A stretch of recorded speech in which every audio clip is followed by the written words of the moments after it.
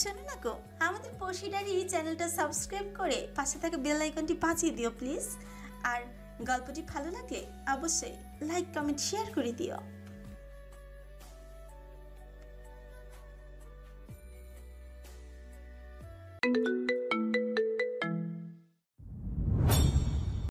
ওদের দুজনে আলাপচারিতা ফাঁকে নফেল দাদার মুখভঙ্গি দেখে নিতে ভুলছে না। এই শক্ত ছাঁচে গড়া মানুষটা নিজের অভিব্যক্তিকে আড়ালে রাখতে দারুণ পটু। তাই বোঝার উপায় নেই যে এই মুহূর্তে ওর পাশে দাঁড়িয়ে থাকা মেয়েটি দিধিতি, যা জানার পর তার দাদার ভেতরে কি চলছে সেটা না প্রকাশ পেলেও নভেল ঠিকই টের পাচ্ছে। দাদার চোখে চেয়ে তিনি শান্ত অথচ ভেতরে ভেতরে ক্রুদ্ধ হয়ে দিদিকে পর্যবেক্ষণ করে যাচ্ছেন আর ভাবছেন তার নাতি কি পরিকল্পনা করে আজকের দিনেই এইভাবে দিদিকে নিজের সঙ্গে এনেছে। দিদিতি আর তানিয়ার আলাপের বিষয়বস্তু নিয়ে মন্ত্রী মহাশয়ের ওদেরকে টিটকারি চোখে দেখতে ছাড়লো না। একজন তো ওদের উদ্দেশ্যে বলেই ফেললেন, নারী প্রজাতির এক জায়গাতে হলেই তাদের জাতীয় টপিকস হলো শাড়ি, চুড়ি আর গয়না। এর বাইরে এই জাতিকে কখনো অন্য কিছু গসিপিং করতে দেখলাম না। বলেই রাফি হো হো করে হেসে উঠল। এতক্ষণ এক পাশে চুপচাপে দাঁড়িয়েছিল সে। তার হাসির সাথে গলা মেলালো আরো কয়েকজন। স্বরাষ্ট্রমন্ত্রী অর্থাৎ বাবার নিমন্ত্রণ রক্ষা করতেই তাকে উপস্থিত হতে হয়েছে এখানে। দিদিকে নফিলের পাশে দেখা মাত্রই মনে মনে তেলে বেগুনে জ্বলে উঠেছিল সে।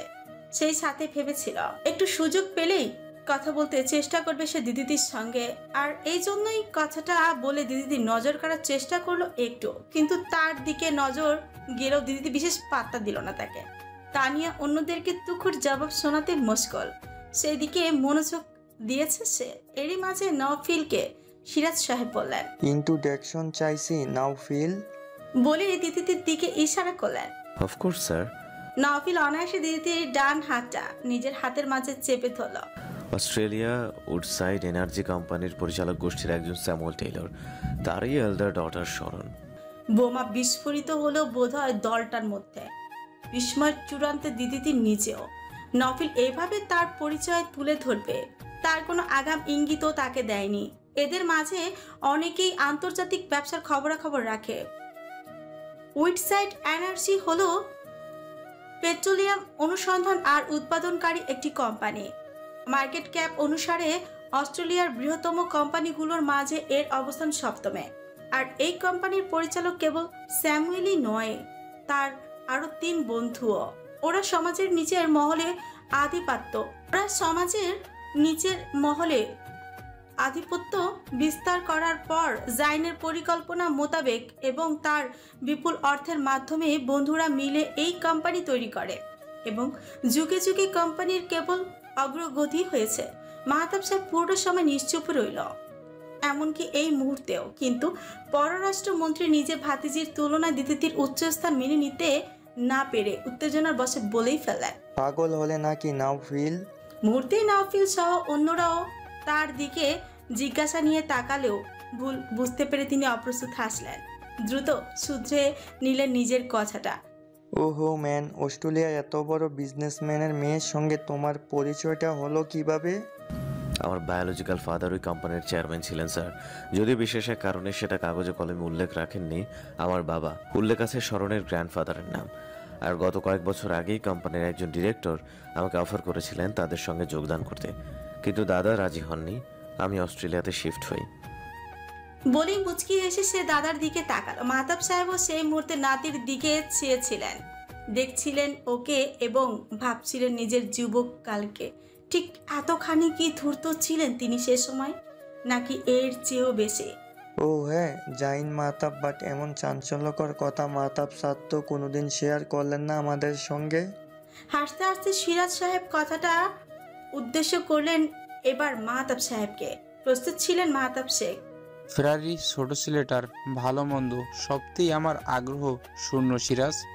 এমন এক কথার পর আর কিছু বলার অবকাশ থাকে না কারো। তাহলে কি শরণের মম বাঙালি? আবারও কৌতূহল দমিয়ে রাখতে অপারক হলো তানিয়া। হ্যাঁ, ওখানের প্রবাসী বাঙালি, জেরিন ইসলাম, পেশা একজন সাইকোলজিস্ট। এবার জবাবটা দিতে দিল সাজিয়ে গুছিয়ে।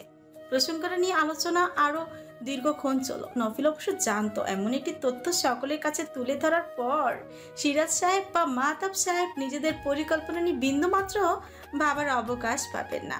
জেনে শুনে সে আজকের দিনে বিস্ফোরণ ঘটালো। কথায় কথায় নফিল তাদের জানিয়েও দিল দু পরিবার সম্মতি পেলে দিদিতি আর সে নতুন জীবনে পদার্পণ করবে।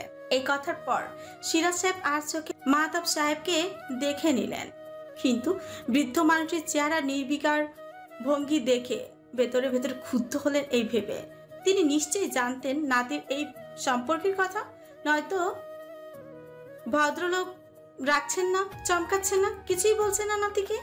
দিদিতি হঠাৎ সবার থেকে সাময়িক সময়ের জন্য বিরতি চেয়ে নিয়ে চলে গেল কিরণদের কাছে।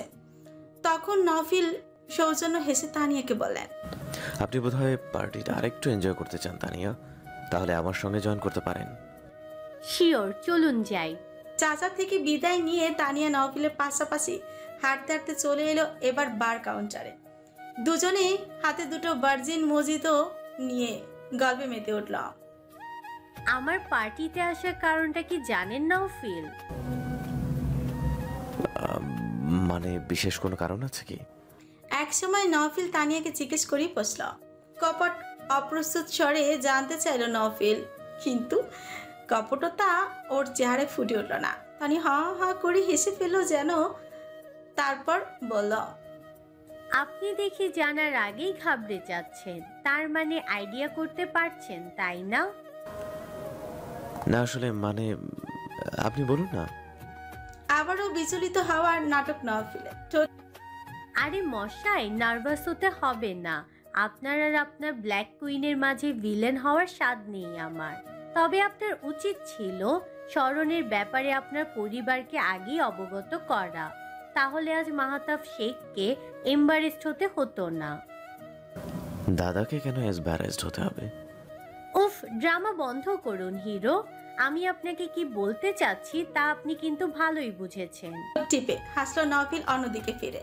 তানিয়া তা দেখে নিজেও হাসলো বলল, ওকে, আপনি যখন এসে দাঁড়ালেন তখন আমার দৃষ্টি ছিল আপনার ওপরেই, কারণ যার সঙ্গে আমার জীবনের আগামী দিন কাটানোর পরিকল্পনা চলছে তাকে তো আমার অবজার্ভ করতেই হবে।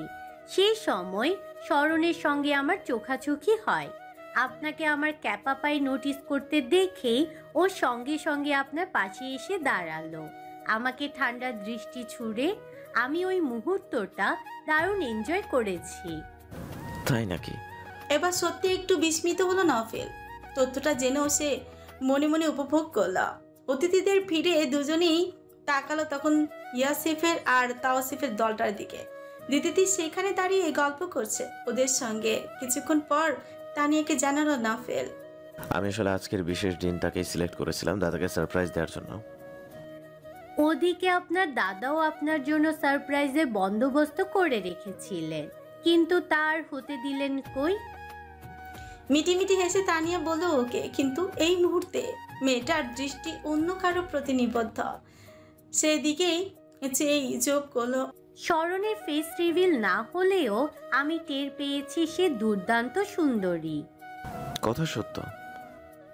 আমি জেনেছি আপনি প্র্যাকটিসিং মুসলিম, সেটার প্রমাণ পেলাম স্মরণকে দেখে, আর আপনাকে অ্যাঙ্কেলের উপর প্যান্ট পরতে দেখে।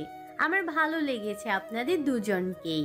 এবার মুখে মেকি হাসি ঝুলাতে হলো আর কি। দিদিটির দিকে তাকে মনে মনে বলল নফেল, জানেন না তো আপা, এক হিজাব আর মাস্ক পরাতে গিয়ে আমার এই মোটা শরীরের ফাঁক থেকে কত কিলোগ্রাম গ্যাস বেরিয়ে যায় রোজ। প্রলম্বিত শ্বাসটা ফেলে অতঃপর মুখে বলল তানিয়াকে, দোয়া রাখবেন যেন সে এবং আমি দুজনে ইমানদার মুসলিমে পরিণত হতে পারি। নিশ্চয় করব। বলে গলা একটু মেকি কাশি তুলো তানিয়া। তারপর মুচকি হেসে স্তম্ভিত গেয়ে উঠল, স্বীকার করতেই হবে আপনারা তিন ভাই ভীষণ ড্যাশি।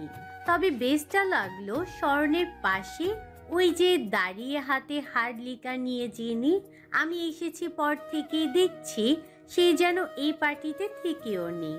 তার উইসলি স্মাইল একদম মেপে মেপে দিচ্ছে সবার প্রতি, আর এতগুলো হার্ড লিকারেও তাকে একটু স্ক্রুড লাগছে না। বোঝাই যাচ্ছে সে দারুণ অভ্যস্ত। মুচকি হাসলো নফিল। সে তো না তাকেও বুঝে গেল তানিয়া কার প্রতি আকর্ষিত হচ্ছে। মনে মনে বিদ্রুপের সঙ্গে ভাবল তার সামনে দাঁড়িয়ে থাকা সেই মানুষটা সেই থেকে নাটকীয় হাসি মুখে লাগিয়ে কথা বলে যাচ্ছে, সেটা আবিষ্কারের ক্ষমতা হলো না। অথচ অত দূরে থাকা ইয়াসিফের অভিব্যক্তিটা ঠিকই পড়ে নিতে পেরেছে মেয়েটা, ভালোই আকৃষ্ট হয়েছে। তবে এদিকে তানিয়া বেফাস সত্য কথাটা বলেই ফেলেও কিছুটা লজ্জায় পড়ে গেল। কথা চেপে রাখতে না পারার এই বদ অভ্যাসটা তাকে বেশ অনেকবার নাস্তানাবুদ করেছে। না জানি নাবিল তাকে কি পরিমাণ সস্তা নির্লজ্জ মানসিকতার ভাবছে। নফিলকে হাসতে দেখে অস্বস্তিটা বেড়ে গেছে, কিন্তু গুলি যখন বন্দুক থেকে বেরিয়ে গেছে তার ফেরত আনা তো সম্ভব নয়। লাজুক হেসে কৈফত দেওয়ার ঢঙ্গে বলল, আসলে আপনি তো এলেন অনেক লেট করে, এর মাঝে আপনার দুই ভাইয়ের সঙ্গেও আলাপ করালেন আপনাদের দাদা, আর আপনার লেটে আসার ফলে আপনার ম্যাট্রোনাল প্রকৃতির ভাইয়ের দিকে মনোযোগ চলে গেল। এটা কোনো ব্যাপার না তানিয়া, আপনি শেখ ব্যাচেলারের প্রতি ইন্টারেস্টেড হতেই পারেন। মিটিমিটি হেসে বলল নফিল। ওর দুষ্টুমি বুঝে তানিয়াও স্বাভাবিক হলো। বলছেন হতে? যদি আপনি চান। কিন্তু তার রুক্ষতা স্পষ্ট বুঝতে পারছি আমি। আশেপাশে এত লাস্যময়ী ঘুরছে, সঙ্গেও একজন আছে, তবুও তাকে ভীষণ বিরক্ত দেখাচ্ছে সবেতেই। তার অ্যাটেনশন পাবো কি? ইয়াসিফ সত্যি বিরক্ত আজ সব কিছুর প্রতি। ইস্তাম্বুল যাওয়ার দিনটা যত ঘনিয়ে আসছে ততই অস্থির হয়ে পড়ছে সে। কোনো কিছুতেই মনোযোগ ধরে রাখতে পারছে না। কখন ইস্তাম্বুল যাবে আর কখন ওই নোংরা মনের মেয়েটিকে টুটি চেপে ধরবে। পুরো দস্তর অধৈর্য হয়ে পড়েছে। ভাইয়ের জন্য একরকম জোরপূর্বক মুখে হাসি ধরে রেখেছে, কিন্তু মাথার ভেতরে এক বোধা অনুভূতি হচ্ছে। এই জন্যই বাধ্য হয়ে করা মদের আশ্রয় নেওয়া। এক পর্যায়ে এত আওয়াজ আর ভিড় সহ্য করতে না পেরে একটু দূরে এসে দাঁড়ালো সে। ফোনে কথা বলার বাহানা দিদিটি সেটা লক্ষ্য করে এগিয়ে এলো তার কাছে। মূলত কিছু জানতে চাইছে ইয়াসিফের থেকে। খারাপ লাগছে নাকি ভাইয়া? পেছন ফিরে দিদিটিকে দেখে আশ্বস্ত হলো ইয়াসিফ। দিদিটি প্রয়োজনীয় কথা ছাড়া কখনো খোঁজ গল্প করতে চায় না তার সাথে। এই মুহূর্তেও নিশ্চয়ই প্রয়োজনীয় এসেছে, সেটা বুঝতে পেরে মাথা ব্যথার কথা না জানিয়ে জবাব দিল, না, একটু বিরক্ত হচ্ছিল শোরগোলের জন্য। তুমি বলো, কি খবর এখন? মন শরীর সব ঠিক আছে? হ্যাঁ ঠিক আছি আমি। অস্ট্রেলিয়া যাবার টিকিট বুকিং করলেন কবে? ওই তো যেদিন তুমি কথা বললে তোমার মাম্মামের সঙ্গে। আমাকে সেই দিন সারা দিনেও কিছু জানানো হলো না কেন? সেটা তো নাওফিলি বলতে পারবে। তোমার সঙ্গে তো আর দেখা হয়নি আমার, হলে আমি জানতাম নিশ্চয়ই। ওর এই রহস্য রহস্য কাজকর্ম আমাকে খুব মানসিক যন্ত্রণা দেয় ভাই। আমার প্রত্যেকটা মুহূর্ত কিরকম কাটে তা আমি আর ওকে বোঝাতে পারলাম না। ওকে কি এই স্বভাবটা পরিবর্তন করাতে পারেন না? ইয়াসিফ হাসে। নারিকেল গাছের গায়ে হেলান দিয়ে দাঁড়িয়ে জিজ্ঞেস করে দিদিটিকে, তুমি কি পেরেছিলে আমাদের নিষেধ থাকা সত্ত্বেও জামাইয়ের সঙ্গে যোগাযোগ না করে থাকতে? একটু বিব্রত হলো দিদিটি। অপরাধ বোধ হতে লাগলো। কতবার বারণ করে হয়েছিল তাকে যেন জাইমার সঙ্গে পুরোপুরি যোগাযোগ বিচ্ছিন্ন করে দেয় সে। জাকির সাহেব অবধি সাবধান করে গিয়েছিলেন, অথচ সে এতটাই জেদি আর মরিয়া হয়ে উঠেছিল। নিজের সঠিক পরিচয় জানার জন্য যে ভালো মন্দ বিষয়গুলো আলাদা করে ভাবার মতো বিচার বুদ্ধিটুকু ছিল না তার। জাকির সাহেবের বিরুদ্ধে যে মিথ্যে প্রমাণগুলো হাতে এসেছিল সেগুলো সত্যতা যাচাইয়ের জন্য সে আশ্রয় নিয়েছিল জাইমার। নাওফিলকে ভরসা করতে পারেনি। জাকির সাহেবের ওপর প্রতিশোধের নেশায় জাইমা সেদিন মিথ্যে প্রমাণগুলোকে সত্যি ভেবে দিদিটিকে উস্কানি না দিতেন, তাহলে দিদিটি আগে পিছে চিন্তা করত এর পরিণতি সামনে কি হতে পারে, কিংবা সে যদি নাওফিলকে ভরসাটুকু করে প্রমাণগুলো ওর হাতেই আগে তুলে দিত, তবুও সেদিন ভুলটা হতো না তার দ্বারা। এখন কি আর সেসব ভেবে কোনো লাভ আছে? কেবল দীর্ঘশ্বাস ত্যাগ করা ছাড়া। আমার ভুল আজ আমি হাড়ে হাড়ে টের পাই ভাইয়া। নিজেকে শুধরে নিতেও চেষ্টা করছি। আর ও আগেও যেমন আমার সঙ্গে মাইন্ড গেম খেলতো, এখনো তেমনটাই করতে চায়। না, এখন যা তোমার সঙ্গে অন্তত মাইন্ডে গেম খেলার আগ্রহ পায় না, কারণ সেই দরকারটা ওর আর নেই। একটু সাসপেনশন, একটু মিস্ত্রিজ, এই স্বভাবটা তো ওর জেনেটিক। মানে আমার ছোট চাচা এমনই ছিলেন, এর জন্যই ওর মধ্যে এটা এসেছে। তবে চিন্তা নিও না, তোমাকে আর কোনো কিছুই একা সামলাতে হবে না। ওকে অকল্পনীয়ভাবে সব সময় সঙ্গে পাবে। মৃদু হাসলো দিদিতি, কিন্তু দুর্বহ দেখালো হাসিটা। আর এই 4 বছরের বিচ্ছেদটাকে কিভাবে এক্সপ্লেনেশন করবেন আপনি? একটু থেমে আরেকবার জিজ্ঞেস ছুড়ল। বিচ্ছেদের যন্ত্রণার কোনো এক্সপ্লেনেশন হয় ভাইয়া? বিচ্ছেদের কষ্ট আমি কোনোদিনই পাইনি শরণ, কিন্তু চোখের সামনে কাউকে পেতে দেখে সেটা যে কিছুটা উপলব্ধি করতে পারবো না এমনটা ভেবো না। তোমাকেও দেখেছি, আমার ভাইকেও দেখেছি। তুমি কি একটা পানিশমেন্ট ডিজার্ভ করো না? অতীতটা মনে করে বলো তো। দিদিতির চেহারার রং বদলে গেল। নিজের ভুল আর অপরাধ স্পষ্টই মনে আছে, কিন্তু তার জন্য দীর্ঘ 4টা বছর স্বামীর থেকে দূরত্ব। লঘু পাপে গুরুদণ্ড দেওয়া হলো না তাকে? জাইমের মতো টেররিস্টের সঙ্গে তোমার গোপনে যোগাযোগ চালিয়ে যাওয়া, বড় কাকুর বিরুদ্ধে পাওয়া ভুল প্রমাণের ব্যাপারে কোনো কিছু না বলা কাউকে, নাওফিলকে অবিশ্বাস করে জাইমাকে বিশ্বাস করা, সেই সাথে মারিয়ামের সঙ্গে যোগাযোগ হওয়ার কথাটা লুকিয়ে গেলে আমাদের সঙ্গে। জাইমে এমন পর্যায়ে টেররিস্ট, তার সঙ্গে তুচ্ছাতিতুস্য কারণও সংযুক্ত থাকা মানুষগুলোকে এসবি ডিবি সাই দিয়ে ধরতে শুরু করেছে দীর্ঘ 4 বছর ধরে। ভেবে দেখো তুমি কত বড় বিপদ থেকে পার পেয়ে গেছো। পার পেলে কিভাবে সেই গল্পে পড়ে আসছি। এরপর বলি মারিয়ামের কথা। মারিয়ামের পরিচয়ের সত্যটা না পাওয়া অবধি আমার চোখে কোনো দাগি আসামির থেকে কম কিছু ছিল না। যদি কোনো টেররিস্ট হয় এই সন্দেহ নিয়েও জীবনের ঝুঁকি গ্রহণ করে 3টা মাস ওকে আমি নিজের সঙ্গে রেখেছিলাম। সেই মেয়েটা পরবর্তীতে আমার সন্দেহকে সত্যি প্রমাণ করে পুরোপুরি হাওয়া হয়ে গেল, কিন্তু যোগাযোগ করতে থাকলো তোমার সাথে। সেটাও তুমি যাদের থেকে গোপন করে গেলে। আর তার পরের কাজটা, বড় চাচার বিরুদ্ধে পাওয়া মিথ্যে প্রমাণগুলো যখন হাতে পেলে শেখ বাড়ির ভেতর থেকেই বুঝতে পারলে ও বাড়ির কেউই তোমাকে হেল্প করছে। কিন্তু কেন করছে, কি স্বার্থ তার? নাকি তোমারই কেউ ক্ষতি করতে চাইছে? তা ভেবে দেখারও প্রয়োজন মনে করলে না? আর জাতকে তো বলার প্রয়োজন বোধ করলে না। তোমার বিরুদ্ধে মানহানির মামলা পড়ল, শেখ বাড়ির ছেলেকে ফাঁসিয়ে বিয়ে করে মামলা পড়ল, বিশাল অঙ্কের টাকা আত্মসাতের মামলা, শেখ বাড়ির সম্পত্তি হাতানোর কূট পরিকল্পনা করার মিথ্যে দোষে অভিযুক্ত করা হলো। তারপর কফিনে শেষ ব্রেক গেঁথে দেওয়া হলো জাইমার সঙ্গে তালুক রাখার জন্য টেররিস্ট হিসাবে। এখন তো তুমি একজন প্রশাসনের লোক। বলো, যাবজ্জীবন কারাদণ্ড আর কে ঠেকা এই মামলাগুলো ঘাড়ে থাকলে?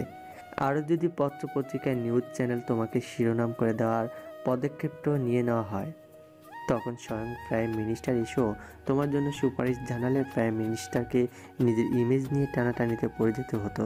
আর একজন টেররিস্টকে খালাস করতে সুপারিশ জানালে গদিচ্যুত হয়ে যেতে হতো। তারপরও দেখো, একদিন কারাগারে কাটিয়ে এসেও আসামির খাতাতে তোমার নাম উঠল না। কত সহজে এতগুলো মামলা থেকে পার পেয়ে গেলে। এর জন্য কোনো প্রাইম মিনিস্টারের অবদান নেই। যা অবদান আছে তা হলো বর্তমানে স্ট্রিট মিনিস্টারের। শুনতে হাস্যকর লাগলেও এটাই সত্য। একদম তামিল সিনেমার ব্রিলিয়ান্ট ভিলেনের মতোই চালটা চেলেছিল দাদা। সেদিনের ভয়াবহ দিনটার কথা দিদিতি সহজে মনে করতে চায় না।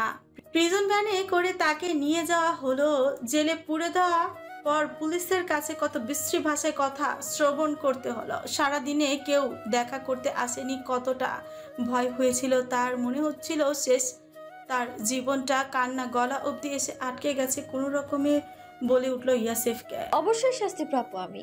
তারপরেও আপনার ভাই যে আমায় গ্রহণ করতে চাইছে, বড় ভাগ্য যে আমার। হাসিটা ঠোঁটে আরেকটু গাঢ় হলো। ইয়াসিফের বলল, তোমার অভিমান জায়েজ শরণ। অপরাধী তার ভুল বুঝতে পারলে অবশ্যই তাকে ক্ষমা করা উচিত, সুযোগও দেওয়া উচিত। যাদের উপর এই সময়টা যে ঝড় বয়ে যাচ্ছিল, মাথা ঠান্ডা ওই ছেলেটাও অশান্ত হয়ে গিয়েছিল সেদিন। তোমার বিপদ ঠেকানোর জন্য বিচ্ছেদকে বেছে নেওয়া শুধু তোমার জন্যই মানসিক যন্ত্রণা ছিল না। তুমি শুধু এতটুকুই জানো, কোনো এক কারসাজির মাধ্যমে ডিভোর্সটা সঠিকভাবে হয়নি তোমাদের। কিন্তু ওই কারসাজি করতে গিয়ে মাহাতাব শেখ তার 2জন নাতিকে সকল অধিকার থেকে বঞ্চিত করে দিয়েছেন। চমকে উঠল দিদিতি। ইয়াসিফ তা দেখেও থামলো না। মাহাতাব শেখের আইকিউ স্কোর অ্যাভারেজ না, যে এতগুলো বছর শত শত মানুষকে আগা পাঁচতলা পরে পেলার অভিজ্ঞতা অর্জন করেছে, সে আমার করা কারসাজি ধরতে পারবে না। তা আসলে বাবাটা বিরাট বোকামি। একটু দেরিতে হলেও বুঝে ফেলেছিল সে, যার ফলাফল জাতকে কারাগারে আসামির মতোই নজরবন্দি হয়ে যেতে হয়। আমার আর মেয়াদের ওপর আগে থেকেই ক্ষিপ্ত ছিল দাদা। দাদা আদেশে অমান্য করে কিরণকে বিয়ে করলো মিহাদ। আবার আমরাই তো তোমাকে আর জাতকে বিয়ে দিয়েছিলাম, তারপর আবারও আমি তোমার আর যাদের ডিভোর্স আটকালাম। বারবারই কি আর সার পাই? মাহতাব শেখ যখন ধরলেন তখন একবার ছাই দিয়েই ধরলেন আমাদের। এই যে যাদের ঠান্ডা স্বভাবটা দেখো না, এটা কিন্তু দাদারই অন্যতম স্বভাব। তোমাদের বিয়ের পর জাদর টের পায়নি দাদা তার ঠান্ডা স্বভাবের ভেতরেই কত বড় পরিকল্পনা সাজিয়ে রেখেছিল। সে বোধহয় নীরব চ্যালেঞ্জ সুরেছিল তোমাদের দুজনকে 6 মাসও ঘর করতে দেবেন না। এরপর থামলো সে। থামতে এই দীর্ঘশ্বাস বেরিয়ে এলো দুজনের থেকে। নত দৃষ্টিতে দাঁড়িয়ে থাকা দিতিকে দেখে নিয়ে কথার সুতো টেনে ধরল সে আবারও। দাদার নজরবন্দি মূল ফ্যাক্ট না ঠিক, যার আসলে সত্যি সেই সময়টা কেমন অস্বাভাবিক হয়ে গিয়েছিল। তোমার সঙ্গে বিচ্ছেদের পরেই যখন মারিয়ামের চিঠিটা ওর হাতে এলো, তারপর আমাকে জিজ্ঞাসাবাদ করলো। আমি সবটাই স্বীকার গেলাম। তখনও আমাকে কিছু বলেনি। চট্টগ্রাম ছুটে যাবার পর মারিয়ামের সাজানো খুনের নাটকটা ওর চোখের সামনে এলে ও প্রথম অবস্থাতে সবটা সত্যি ভেবে নিয়েছিল। ওই যে বললাম, অস্বাভাবিক ধরনের একটা পরিবর্তন এসে গিয়েছিল তোমাদের বিচ্ছেদের কারণে। আসলে অনাকাঙ্ক্ষিত বিপদের ধাক্কাটাই ওকে এলোমেলো করে দিয়েছিল কিছুদিনের জন্য। ওর মাথা ঠিকমতো কাজ করছিল না, সেটা প্রমাণ পেলাম মারিয়ামের কেসটাতেই। খুনের আলামতগুলো কতটা নাটকীয় ছিল তা একটুখানি ঠান্ডা মাথাতে দেখলেই ও বুঝে ফেলত, কিন্তু সেটাই ও বুঝতে সময় নিল 1 সপ্তাহ। ওই 1 সপ্তাহে আমার সঙ্গে শুধু ওর মারামারি করা বাদ ছিল। ওর অশ্রাব্য গালাগাল শুনে মিহাদ কেঁপে যেত, যে কারণে মিয়াদের সাথে ঝগড়া লাগতো। একটা সময় খেয়াল করি এর সবটাই দাদা দেখো কিছু বলতো না ওকে, এমনকি বাধা দেওয়ার চেষ্টা করতো না আমাদের মধ্যে কলহ শুরু হলে। ব্যাপারটা খালি আমি একাই নোটিশ করিনি, জাদু করেছিল। সেই ব্যাপারটা খতিয়ে দেখতে গিয়েই আবিষ্কার করলাম সে তখন চাইছিলই এমনটা হোক আমাদের সম্পর্কের পরিণতি। কারণ প্রথমত জাতকে সব সময় সে বেশি ভালোবেসেছে, সেটা নিয়ে আমাদের সমস্যা ছিল না। ওকে যে একটা সময় বেশি সম্পদ দেবে চেনের আধিক্যে, সেটা আমরা আগে জানতাম। তাই বলে অর্ধেকেরই বেশি এমনটা আমাদের পরিকল্পনা ছিল না। দ্বিতীয়ত, আমি ছিলাম আমার মর্জির মালিক আর অবাধ্য। আমাকে সে নিজের মন মতো হয়ে উঠতে দেখেনি। রাজনীতিতেও আমার কোনো আগ্রহ নেই। তার উপর পুলিশে জয়েন করার কারণে আমার উপর তার স্নেহ আরও ভরসা অনেকটাই কম ছিল। আবার মেয়াদের ব্যাপারটা প্রায় একই। ও ব্যবসা ভালো বুঝলো, রাজনীতি তেমন বোঝে না, আগ্রহ নেই, অবাধ্যতা ও করল।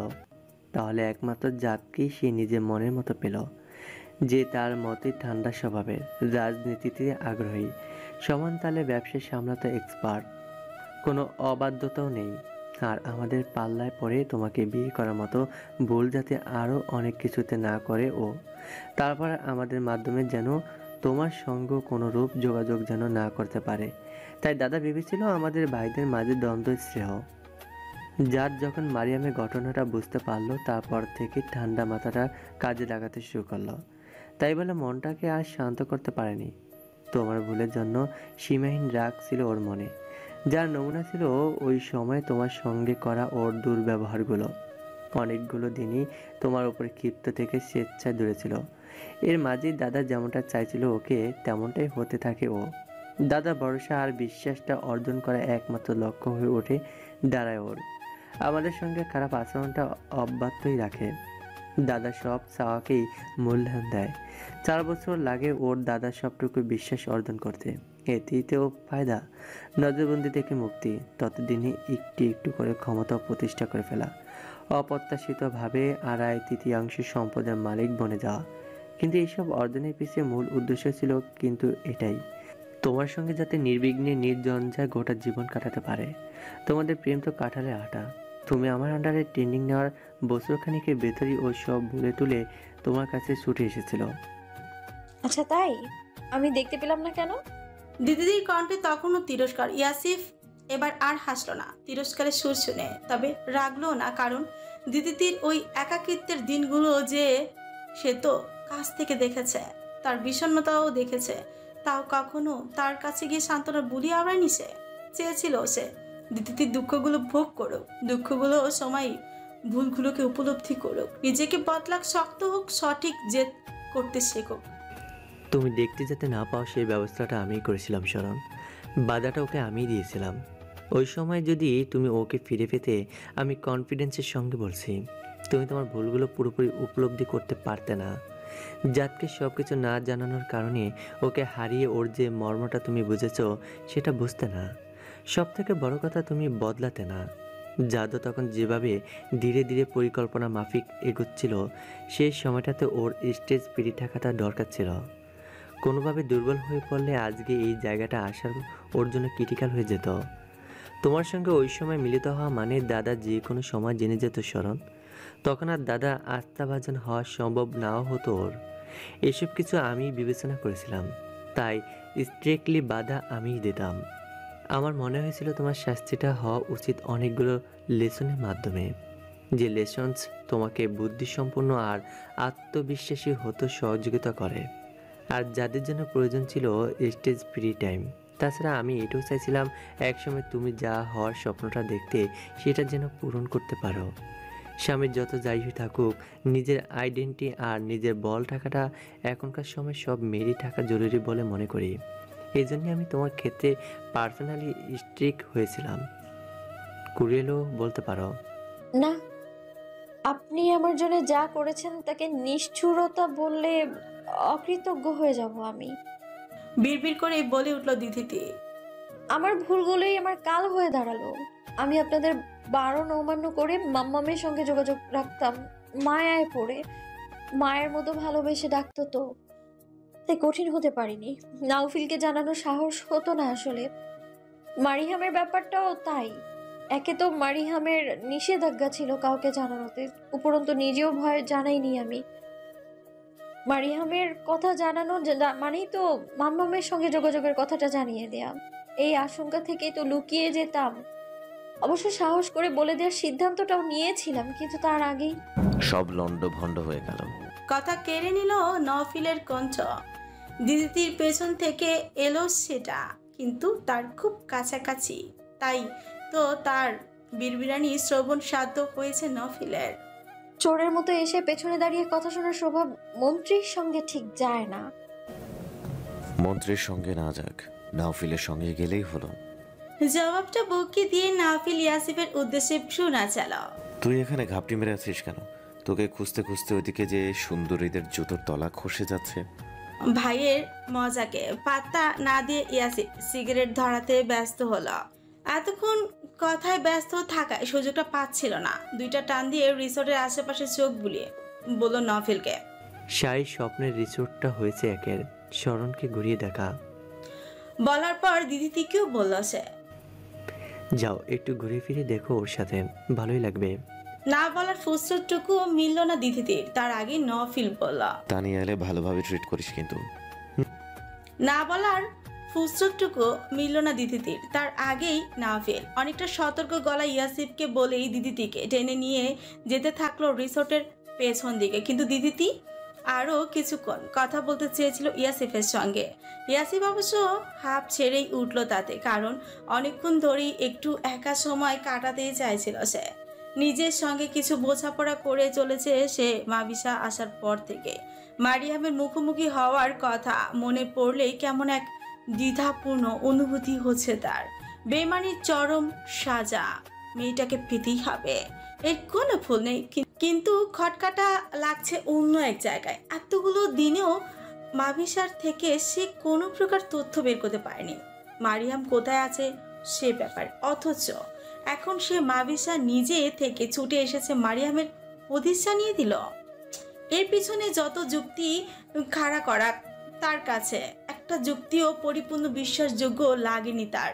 তবে কি গোপন অভিসন্ধি নিয়ে মাবিশা সাহায্যের হাত বাড়ালো? পার্টি কি এনজয় করছেন না ইয়াসিফ শেখ? অপরিচিত এক নারী কণ্ঠে একটু চমকালো ইয়াসিফ। গম্ভীর চিন্তা থেকে বেরিয়ে সম্মুখে আবিষ্কার করলো তানিয়াকে। রুকুজকে মনে করলো সে নফিলের বলা একটু আগের ইঙ্গিতপূর্ণ কথাটা। ইঙ্গিতটা ছিল তানিয়ার থেকে ভদ্রতার সঙ্গে দূরত্ব বজায় রাখা। তখন সেটা নিচক মজা মনে হলো।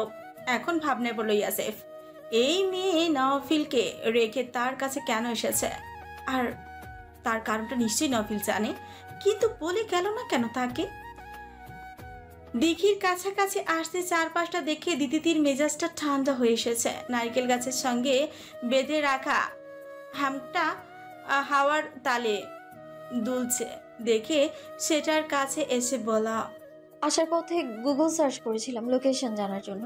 তখন এখানকার ছবিগুলো দিনের আলোয় তোলা ছিল বলে ভেবেছিলাম এডিটিং করা, তাই বেশি গর্জিয়াস লাগছে। কিন্তু এখন তো মনে হচ্ছে ছবির থেকেও সুন্দর আর রোমান্টিক রিসোর্টটা। রিসোর্টের মালিকও প্রচণ্ড রোমান্টিক।